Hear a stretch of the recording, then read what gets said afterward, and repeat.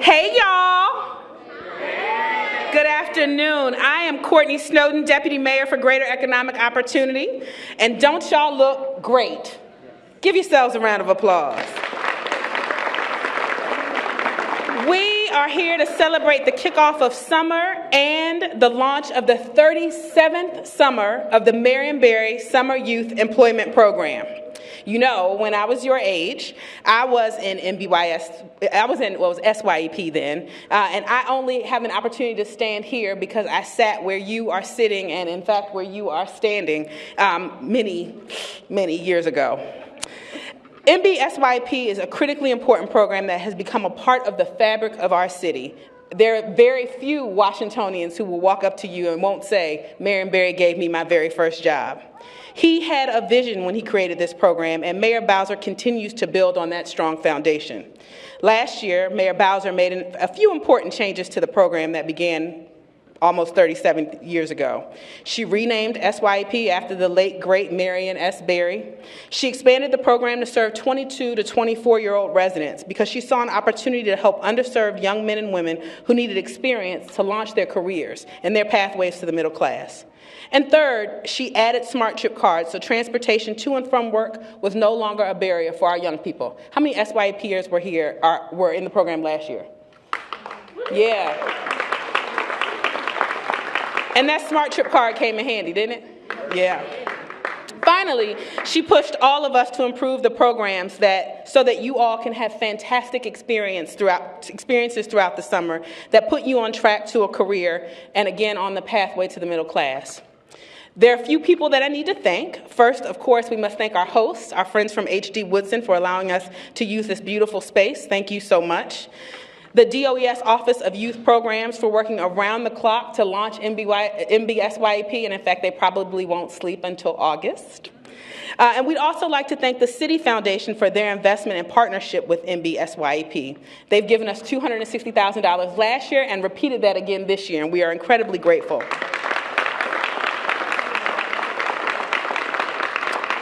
Through their Pathways to Progress initiative, a three-year, $50 million commitment to connect low-income youth in the United States with opportunities to develop the workplace skills and leadership experiences that are critical to compete in the 21st century economy. All of the employers who make this program possible, and there are more than 500 around this city who do, and all of you, young people, for being here today. I have many pleasures in this job. But one of them is having the opportunity to meet with and talk to young people who we work so hard to support throughout the summer and throughout the year. But an even greater honor is having the opportunity to learn and meet young people and then introduce them to do things to let their light shine in ways that some folks around the country don't see, but we do. And so I'm excited to introduce a young man named Samuel Ball. Samuel is a 23-year-old native Washingtonian. Applaud for that. We love our native Washingtonians. And a resident of the ward we stand in Ward 7. Samuel is a class of 2011 graduate of Spingarn Senior High School, where he was a standout varsity athlete in basketball and track and field. Samuel attended and graduated from Shaw University and he struggled last summer to find a job to help him get even more acclimated into a professional environment and to really put him on a career pathway. But by working with DOES, Samuel secured a job with Allied Barton, unsubsidized. They're paying him directly. We're very excited about that. And we're so proud of the work that Samuel is doing at Allied Barton, and we know we're going to help him to open up even more doors of opportunity. So we're so excited to have you here, Samuel, and incredibly grateful to you for being here to welcome our very special guest. Come on.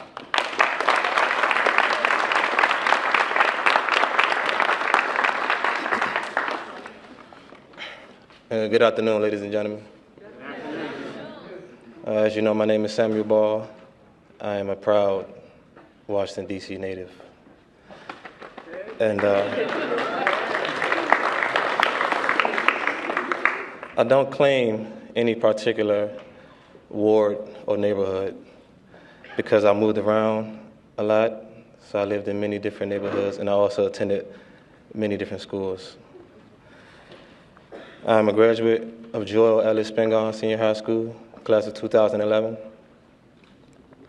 I worked in the Summer Youth Employment Program since I was 14 years of age,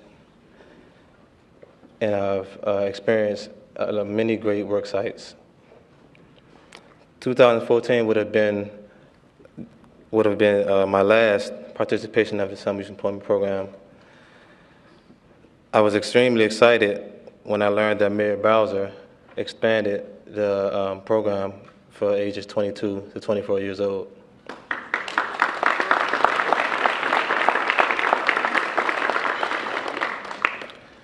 Although I was away at college, people don't realize how hard it is to have to come home for the summer and not know where your next meal is coming from, or to know or to see or witness someone getting shot or shot at in the streets of Washington, D.C.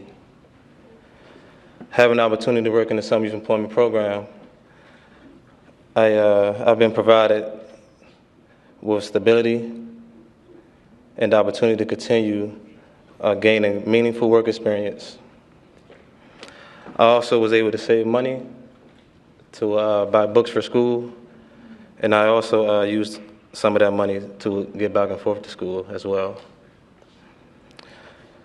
I just completed my requirements for my bachelor's degree in sociology in December of 2015.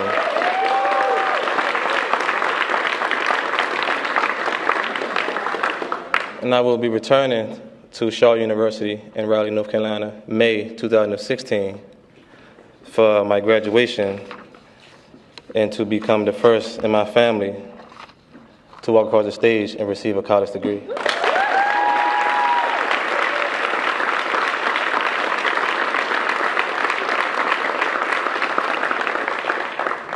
Mayor Bowser, I want to personally thank you for your vision and your commitment to serve 22 to 24-year-olds. This city needed a champion like you. And we're glad that you stepped to the plate and did exactly what you promised. On that note, I would like to introduce to some and present to others my mayor, Mayor Muriel Bowser.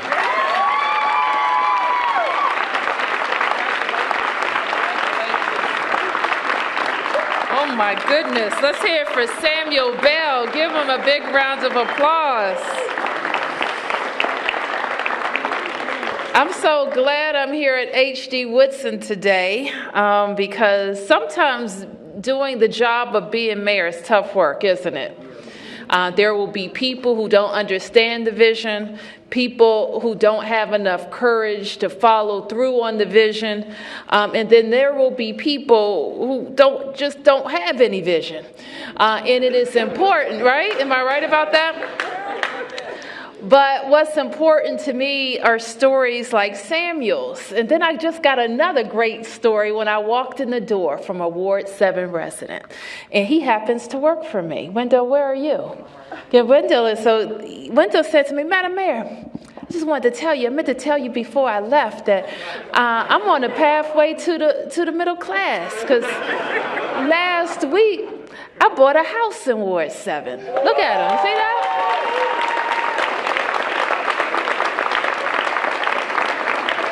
You see how young he is? And that is what Deputy Mayor Snowden and all the people that are here working for us every single day are here to do. They are here to make sure that every Washingtonian, every graduate of H.D. Woodson, every participant in the MBSYEP program, if they're willing to work hard, like Samuel, like Wendell, and like everybody that you see here, there is an opportunity and a pathway for you right here in your hometown. And that is really what this is all about. Now, Marion Barry had that vision before a whole lot of other people had that vision. And that's why we have the Summer Youth Employment Program. Last week, I went to a conference of mayors where there were mayors from all around the country, and they asked me to speak about summer jobs and summer work. And we heard some interesting ideas from some mayors that had been doing it for 5 years. Another mayor had been doing it for 10 years. And I said, well, we've been doing it here for 30 years. And for 30 years, young people in Washington, D.C., during the summer can get a great opportunity. And just like Samuel said, we want to find great employers so that you have good opportunities to connect with. Now, what would be not good is if we put you in jobs where you weren't doing anything, right? Not good. Right, young people? What would be not good is if you weren't using your talents for 6 weeks over the summer, right? Not good. What would be not good is if you didn't show up on time. Not good. What would be also not good is if you weren't professional. If when you put on your summer youth shirt and got on the metro, you didn't represent your family and your city well. Now, what would that be? Not good. But what I am proud to say is that when I became mayor, about 10,000 young people were participating in the summer youth program. And last year, 12,000 young people participated in the summer youth program. And that's a good thing. And I want to thank Samuel for reminding me of a promise that I made. Because when I got all around the city and talked to people about being mayor, time and time again, I would come into a family that was telling me about their young person who graduated from college, or their young person who graduated from high school, or maybe kind of checked out a little bit earlier and wasn't connected to anything. And we were finding in neighborhood after neighborhood 22 to 24-year-olds that needed a little bit more direction and needed a little bit more help, needed a coach, needed somebody who had experienced success and could teach them how to experience success as well. Now, all of us adults, we're the adults, right? We've all been 22 to 24 years old. We have. Some of them still act like it, right?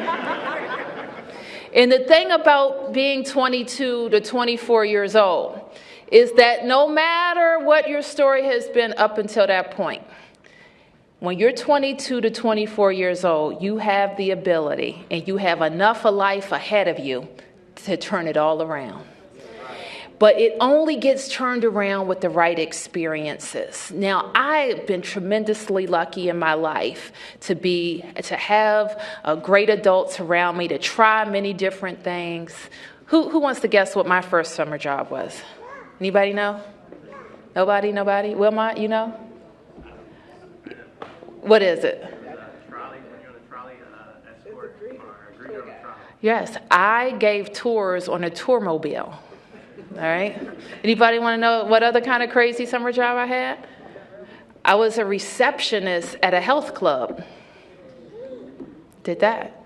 So you know what I did? I did what I had to make sure I had the things that I wanted to have. And that is what it's about. You got to make the ends meet. Even when you're a young person. Now, I had tremendous advantages as a child.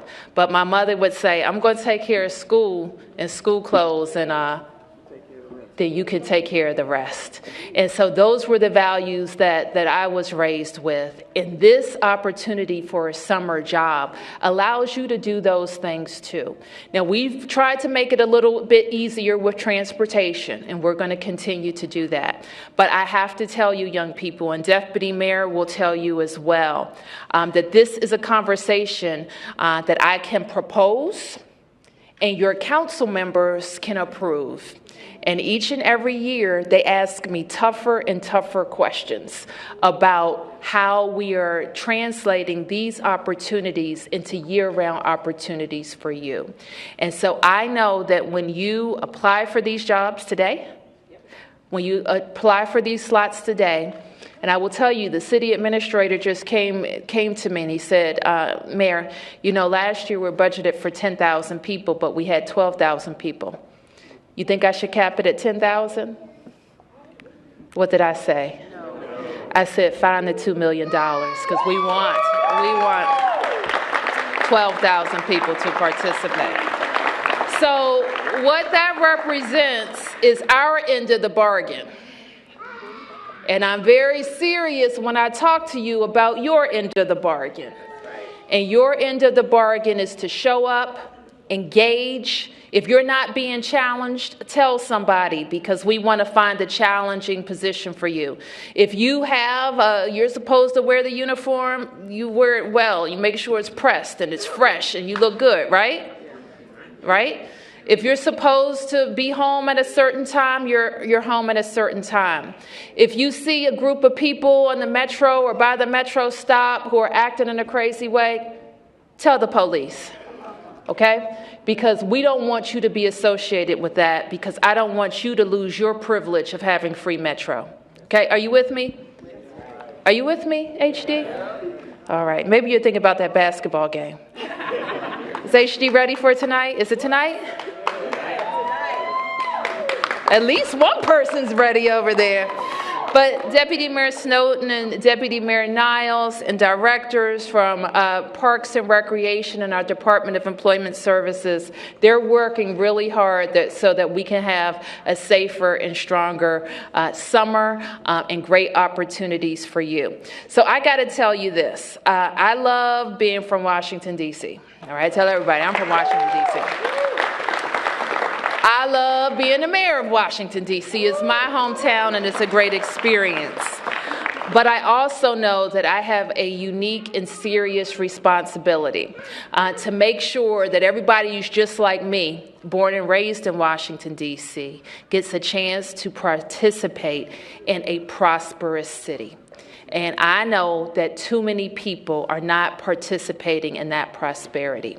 The choice you will make to get a good job experience is going to carry you and propel you through the rest of your lives. So good luck, guys. We're counting on you. Thank you, Deputy Mayor.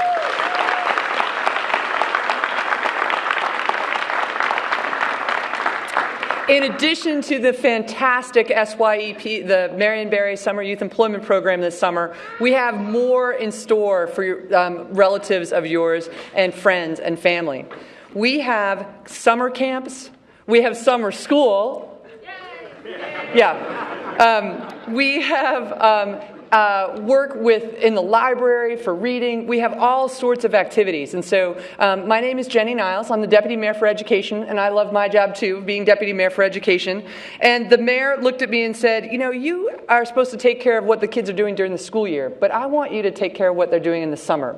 So with the SYEP program, what's coupled with it is everything that our departments of Parks and Rec. So you can go online, and we have a new website called summer.dc.gov. Really complicated, right? Summer.dc.gov, and that's where you can sign up for any of the DPR programs that you want to. DCPS has also opened all of their summer school opportunities so that you can go there for families. And then we have lots of things going on, as I said, with the libraries and everything else. So I just wanted to make sure that you knew about that and to spread the word that all the wonderful things we're going to do. I want to thank some of the folks ahead of time. I want to thank our police department, because they are going to be doing a wonderful job creating evening events and keeping us safe this summer. We also want to thank our director from DPR, Director Anderson, because we are going to have pools, we are going to have camps, we are going to have summer sports leagues. From the Office of the State Superintendent of Education, we're having free summer meals, and that's 1 million summer meals over the course of the summer. As I mentioned, the public libraries. And then we have our schools as well. So please take advantage of all these wonderful things. We want to make sure that everybody in D.C. is fit, having fun, and staying safe this summer.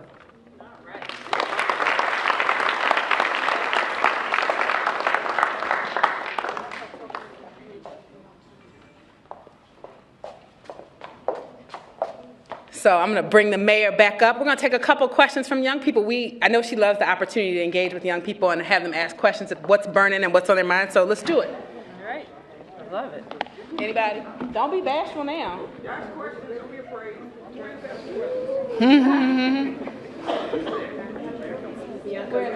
Bianca. Should I come up to the mic? Yes. Yeah. So, hello, Mayor. Hi. My name is Miyako Handon. I'm one of the youth mayors. I attend the O'Haines. And I was wondering, how do you feel that you've been able to extend the program up to an older age for people around the city? Sure. So the question was, how was I able to extend the age? Now, sometimes I get bright ideas in the middle of the year. So you all know how the budget works. I present a budget to the council in April. They approve it, and then the program can go in place. And sometimes I do it in the middle of the year, which was the case with Kids Ride Free on Bus. And I was able to get some money in a supplemental budget that allowed me to get that started a little bit earlier. So last year, when I was a new mayor and I knew that we needed to get this done, Director Carroll and the Department of Employment Services really crafted the program and all the rules and how much it would cost. And before we got it approved, we needed to demonstrate how important it was. And so just like you guys are doing today, there was a sign up, and 1,500, even though we only could fund 1,000 slots, 1,500 people signed up. So we knew the demand was there, and that happened within 7 days. So I explained to the council, even though they hadn't had an opportunity to vote on it yet, because we were still working on the budget, that there were 1,500 Washingtonians who were ready and needed help. And that's how we got it approved. We only got it approved for 1 year. And so this year we had to go back and they approved it for 2 additional years. I want them to approve it permanently. And so we'll work with them on that. You bet. Was there a question over here? Yes, ma'am. I'm here. And one question I have is, what do you have to say about all the teen violence on the train and how people want to take away our free fare? And how people want to do what? Take away our free fare. Okay, about there. So let me say this, that young people have been riding on Metro Bus and Metro Rail for a long time, right, before this year. And so the incidents that we have seen have nothing to do with Kids Ride Free on Rail, okay? So I want you to be very clear about that. There are always going to be a few bad apples, and we have a few bad apples who are causing some trouble. Now, it's not to be ignored, is it? Because it's serious, and you all could probably tell me more about this than I can tell you. I just left a meeting with the chief of police and the Metro Transit police chief where we were talking about these incidents. So I'm going to ask you a question. How is it that a group of 10 girls can wake up one morning not intending to cause any trouble to anybody, end up in a brawl somewhere? Any ideas? Stand up, sweetheart, so I can hear you. Maybe it's a gang issue, so that we're going to need to get that intelligence, or some neighborhood beef. Why else would a group of people, now they came to school, or maybe they were going to work, or maybe it was after school. How did they end up in a melee? Yep. It could have been something over social media, or even something that happened before. Okay, so you have both given me good feedback that the police have also shared. So a better question is, how do we stop that group of young people, never in trouble? Right. These are not troublemakers. These are people that they got together and then something bad happened. How do we stop that? Yes, ma'am. I work in Department of Corrections, and I believe that a whole lot has to do with social media. But how do we stop it? I don't know that Okay. we can stop it. I believe that when you say we, as adults, I believe we, with their input, you interns. Okay. Some sort of peer support groups, advocacy to find out about self-hate. Okay, let's hear from the young people. What can we do to stop it? Okay, so I think that you have identified, and thank you for bringing that up, because not only are adults concerned about it, young people are concerned about it too, and I recognize that. And so I don't want, and it's easy when you watch the news for one or two incidents to sound like it's prevalent everywhere, because it's not. But one or two incidents is one or two incidents too many. And there's this a thing that I also want you all to think about. You can, sometimes when you're in school and there's a disagreement, we call it a fight at school, right? So they got into a fight, it's broken up, everybody went back to class. You know what happens in the world when that happens? You get assault charges, okay? It could be something minor, or it could be a felony assault. And now here you are, a young person facing 15 years in jail, real jail. Not going to the principal's office, but real jail. So that little group of girls or young guys who thought they were, horsing around, is now facing real time. The other thing the chief talked to me about today was, was going around about this knockout game. You heard that, right? It's a game. Group of kids get together and just hit somebody out of the clear blue for no reason. So now a group of kids get together and snatch a phone and then think it's cute to beat somebody up and put it on social media. Here's the other thing that happens with that. A few years back, somebody was punched, an older guy. He died. So this game has some real serious consequences. So for you guys, there's a lot of peer pressure at this age to be in kind of the cool group. But you all really are facing, Deputy Mayor and I and all the adults, you live in a more complicated and more difficult world than when I was in high school. So you are facing some real serious choices and challenges, and you have a lot coming at you.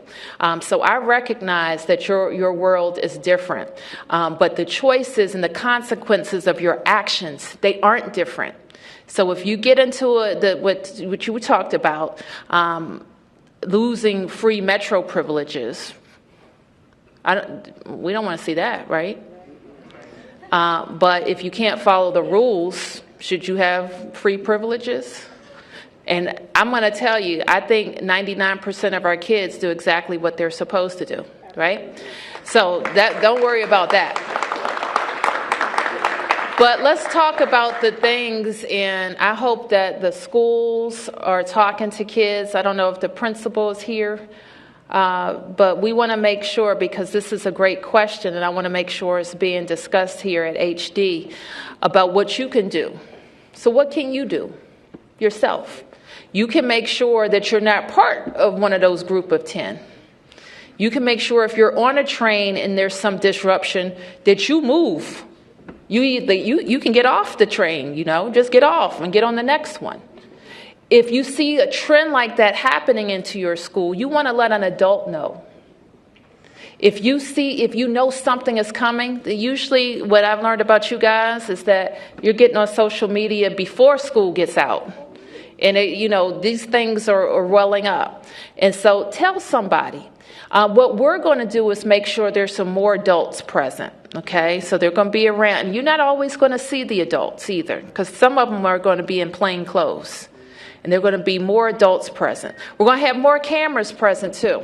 How many cameras do you think are on a Metro bus? 3, 4, 12. There are 9 cameras on every Metro bus, okay? You cannot do anything on a Metro bus without somebody seeing it. Now, about 100 days ago, even though we had all those cameras, nobody could see them. Now we have a whole brand new center and a whole lot of people, and all there are screens on the walls where somebody's looking at the camera. All right, so you really cannot commit a crime on a Metro bus without somebody knowing it. And I'm going to tell you, I regard crimes on Metro bus very seriously. And my recommendation, no matter who you are or where you're from or what your background is, if you hurt somebody on the Metro, I want the full force of the law to visit you. Okay, so that is how serious it is. So, you know what else? Now we have a new pilot program on one of the lines where when you get on the bus, your picture is going to be on there when you get on. And so everybody's going to know you were on the Metro bus. So you cannot do it. Somebody used a gun on Metro yesterday. Anybody hear about that? Yeah. On the Green Line. Some of you may ride the Green Line. Those people were apprehended within a couple of hours. One of them was a minor. He's going to be charged as an adult. He's ruined his life. Okay, so this is what I want. These are very, very serious things, but we do have the obligation to protect you. So there will be more adults in and around the train. So if you see something going on a train or on a bus, please let an adult know. And if you get yourself away from it so you're not implicated. You all do know if somebody gets hurt in a robbery or, God forbid, a shooting, it's not only the person who did the robbery or who had the gun, but all of their associates are also charged.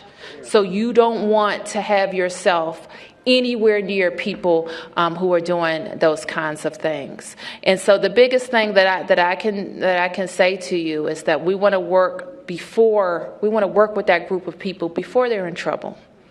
So that's why I'm asking you to let an adult know, because the group of people who are doing things like that, they need other adults to give them more positive direction. And so what Deputy Mayor Niles just talked to you about were all the activities that we're going to have for the summer. We have a lot of those activities during the school year, but we want you to regard this. If there's one thing that I can have you take away from this conversation, is that when you leave school and you have a fight, it's criminal. When you're in school, if you have a fight, it could be criminal. But the things that 14 and 15-year-olds can do, it changes when you're 17 and 18. So just be mindful of that. And we have the best metro system anywhere in the world, and I've been to a lot of cities. And I think it's important that we don't make you pay to go to school. All right, that you should have free transit. I believe that, and I don't let anybody say that our school kids are the cause of problems on transit. Now, you can't make a liar out of me, can you? So we want to make sure that everybody is following the rules. Do I answer your question, dear? Okay, thank you for that. I'm starting with the young people. Okay. You want to speak for the young people? Okay. Madam Muriel Bowser, I want also, it's important that the young people needs to know, if you're late for work, you can text now, you can email, and please call to say that you're late. That's important as well, being on time. So please, keep that in mind. Well, yes, we wanted you to be on time, period. All right, guys, I'm looking forward to a great summer. I can't wait to see you. Some of you are going to be working in the Wilson building or other places in D.C. government. You're going to go out and work in the private sector, and people are really excited for you to be there. So what are we doing about the sign-up? How does that work? As soon as we're done, you can send them on their thing to sign up right now. All right, well, let's sign up for SYEP. Thanks, guys.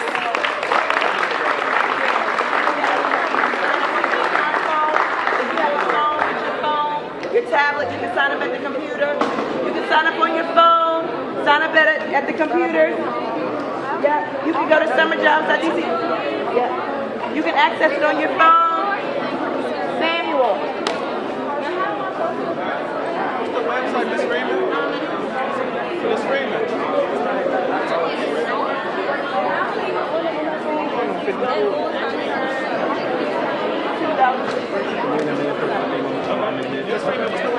Hello. hello. You guys, if you were a participant last year, there at the bottom, there are two links. One that says returning users. If you click on that link, returning users, you can put in your email and your address, your password from last year, and your account from last year will pop up. If you've never participated before, click on where it says register as a new user. You can also sign up from your phones. Most of you have smartphones with web access. If you have internet access on your phone, if you go to summerjob.ut.gov, you're able to sign up.